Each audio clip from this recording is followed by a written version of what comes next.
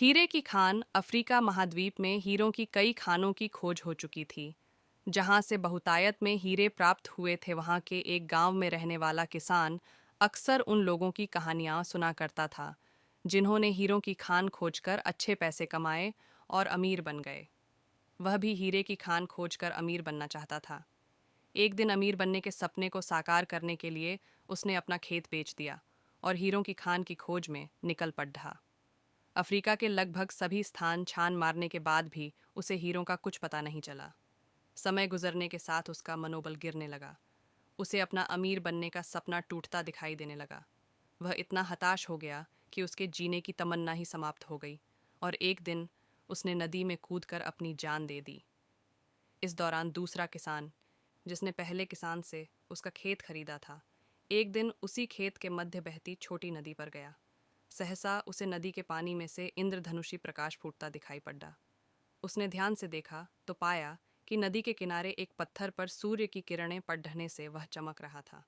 किसान ने झुककर वह पत्थर उठा लिया और घर ले आया। वह एक खूबसूरत पत्थर था। उसने सोचा कि यह सजावट के काम आएगा और उसने उसे घर पर ही सजा लिया। कई दिनों तक वह पत्थर उसके घर पर सजा रहा। एक दिन उसके घर उसका एक मित्र आया। उसने जब वह पत्थर देखा तो हैरान रह गया। उसने किसान से पूछा, मित्र, तुम इस पत्थर की कीमत की जानते हो? किसान ने जवाब दिया, नहीं, मेरे ख्याल से ये हीरा है, शायद अब तक खोजे गए हीरों में सबसे बड़ा हीरा। मित्र बोला। किसान के लिए इस बात पर यकीन करना मुश्किल था। उसने अपने मित्र को बताया कि उसे यह पत्थर अपने खेत की नदी के किनारे मिला है। वहाँ ऐसे और भी पत्थर हो सकते हैं। दोनों खेत पहुँचे और वहाँ से कुछ पत्थर नमूने के तौर पर चुन लिए।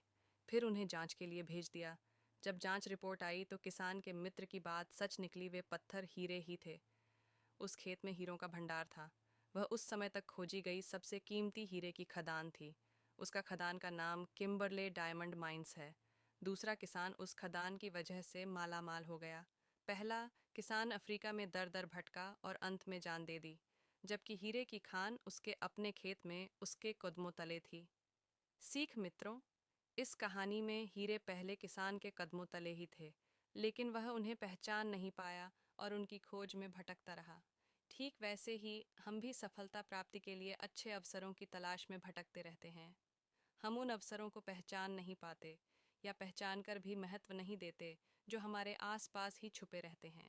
जीवन में सफल होना है तो आवश्यकता है बुद्धिमानी और परख से उन अवसरों को पहचानने की, और धैर्य से अनवरत कार्य करने की। सफलता निश्चित है।